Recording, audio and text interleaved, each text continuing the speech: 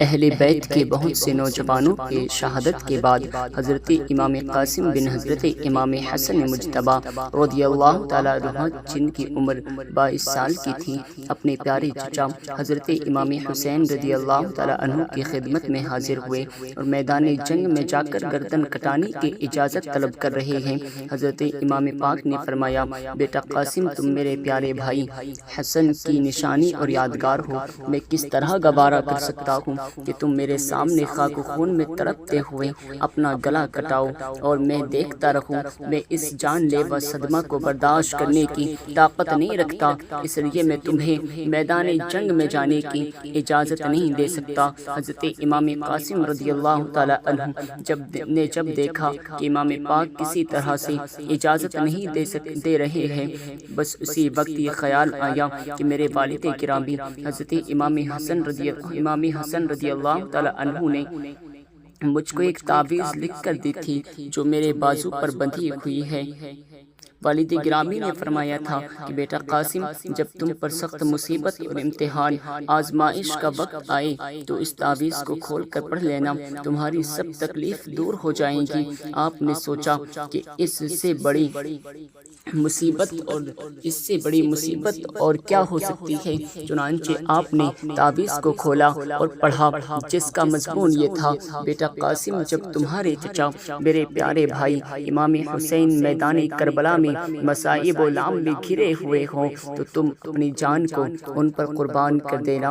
حضرت امام قاسم نے اس تعویذ کو امام پاک کی خدمت میں اس یقین کے ساتھ پیش کر دیا کہ اب مجھے اجازت مل جائے گی۔ حضرت امام پاک نے جب تعویذ کو کھول کر پڑھا تو پلکیں بھیگ گئیں اور آنکھوں سے اشک جاری ہو گئیں اور امام قاسم کو میدان جنگ میں جانے کی اجازت عطا کر دی، اور امام پاک نے اپنے پیارے بھائی حضرت امام حسن کا امامہ امام قاسم کے سر پر باندھا اور تلوار ہاتھ میں دے کر گھوڑے پر سوار کر کے فرمایا، بیٹا جاؤ اپنی ماں اور پھوپھی سے مل لو۔ حضرت امام قاسم خیمہ میں تشریف لے گئے، اپنی مہربان ماں اور پھوپھی اور تمام اہل بیت سے ملاقات کیا اور آخری سلام کر کے امام پاک کے پاس حاضر ہوئے۔ امام پاک نے جنتی دلہا کو دعا دیتے ہوئے میدان جنگ کی طرف روانہ کیا۔ حضرت امام قاسم جوش و جہاد سے لبریز گھوڑا دوڑاتے ہوئے یزیدی فوج کے سامنے پہنچ گئے۔ رجز کے اشعار پڑھ کر فرمایا، اے یزیدیوں، اب جس کے سر پر موت سوار ہو میرے سامنے آئے، میری تلوار کی مار سے اپنے خون میں نہائے۔ امام قاسم کے اس حیدری للکار سے یزیدیوں کی فوج پر ڈر و رہبت طاری ہو گئی، کسی میں جرأت و ہمت نہیں ہوئی کہ امام قاسم کے مقابلے کے لیے آئے۔ ابن سعد بدکار نے جب یہ دیکھا کہ یزیدی لشکر میں کوئی بھی حضرت قاسم کے مقابلے کے لیے نکلتا نہیں ہے تو اس نے مشہور شامی پہلوان ارزق کو پکارا جو یزید کی طرف سے سالانہ 10,000 دینار تنخواہ پاتا تھا۔ جب ارزق پہلوان ابن سعد کے پاس حاضر ہوا تو ابن سعد نے کہا کہ اے ارزق، ایک بڑی دیر سے یہ نوجوان مقابلہ کی دعوت دے رہا ہے، مگر ہمارے لشکر میں کسی کی بھی ہمت نہیں ہے کہ اس نوجوان کے مقابلے کے لیے جائے، اس لیے اب میں تجھ کو حکم دیتا ہوں کہ تو 1000 سوار کا لشکر لے کر اس نوجوان کے مقابلے کے لیے میدان میں جا۔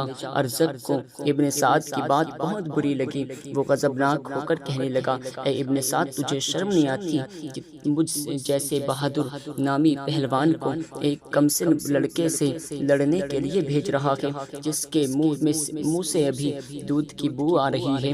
اے ابن سعد، سارا مصر و شام جانتا ہے کہ میں اکیلا 1000 بہادروں کا مقابلہ کرتا ہوں، کیا آج میں ایک بچے سے مقابلہ کر کے اپنا نام خراب و برباد کروں گا؟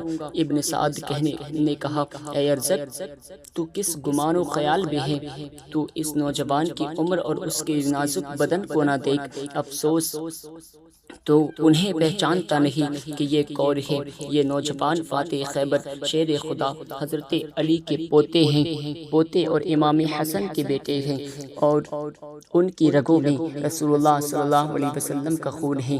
خدا کی قسم اگر یہ بھوکے پیاسے نہ ہوتے تو یہ تنہا ہی یزید کی پوری فوج کے لیے کافی ہوتے۔ جب ابن سعد نے ارزق پہلوان کو مجبور کر دیا تو اس نے کہا کہ اے ابن سعد، میں اس نوجوان سے تو نہیں لڑوں گا، لیکن اس جنگ میں میرے 4 بہادر بیٹے موجود ہیں جو طاقت و بہادری میں بے مثال ہیں۔ ان میں سے ایک کو بھیج دیتا ہوں، وہ چند لمحوں میں اس نوجوان کا سر کاٹ کر لائے گا۔ چنانچہ ارزق کا ایک بیٹا تیز رفتار گھوڑے پر سوار ہو کر اپنی قیمتی تلوار چمکاتا ہوا اور بادل کی طرح گرجتا ہوا میدان میں نکلا۔ حضرت امام قاسم نے اس کو میدان میں آتا ہوا دیکھ کر فرمایا کہ افسوس تیرے باپ کو تجھ پر رحم نہیں آیا کہ تجھے میری تلوار سے قتل کرنے کے لیے میدان میں بھیج دیا۔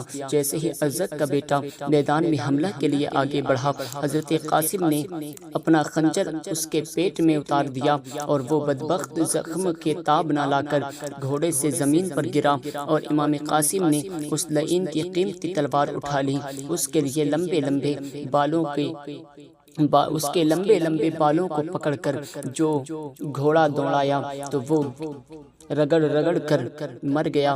اسی طرح ارزق کے تینوں بیٹے باری باری میدان جنگ میں امام قاسم کے مقابلہ میں آتے رہے اور امام قاسم نے ان تینوں کو بھی واصل جہنم کر دیا۔ ارزق پہلوان اپنے 4 بہادر بیٹوں کو اس طرح ذلت کے ساتھ قتل ہوتا ہوا دیکھ کر غیظ و غضب میں اپنے ہوش و حواس کو کھو بیٹھا اور غضبناک ہو کر داڑھی کے بال نوچتے ہوئے گھوڑا دوڑا کر میدان جنگ میں امام قاسم کے سامنے آ گیا اور کہنے لگا، اے بچے، میرے بچوں کو تو نے قتل کر دیا، اب تمہارا مقابلہ مجھ سے ہے، سنبھل جا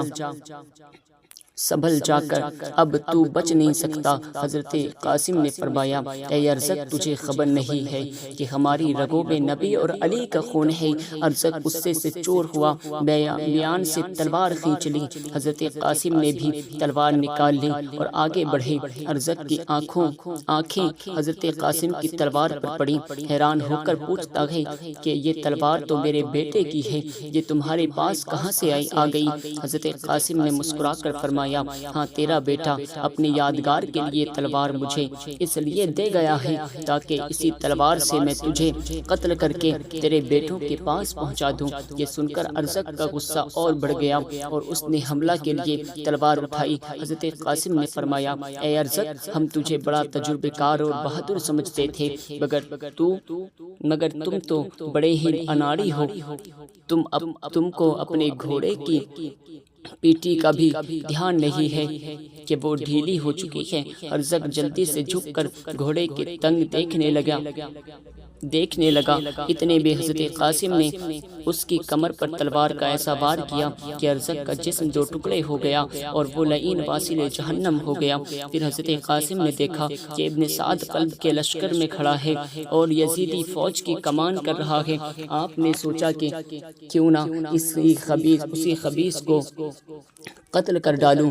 اسی خیال سے آگے بڑھے ہی تھے کہ چاروں طرف سے یزیدی لشکر نے گھیر کر تلواروں اور نیزوں کی بارش کر دی۔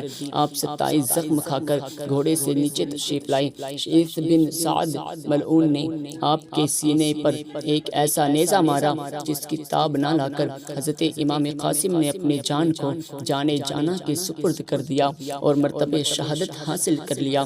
امام حسین رضی اللہ تعالیٰ عنہ نے امام قاسم کی مقدس لاش کو گود میں اٹھایا اور چہرے پر انور سے خاک و خون کے دھبوں کو صاف کر کے خیمہ میں لائے۔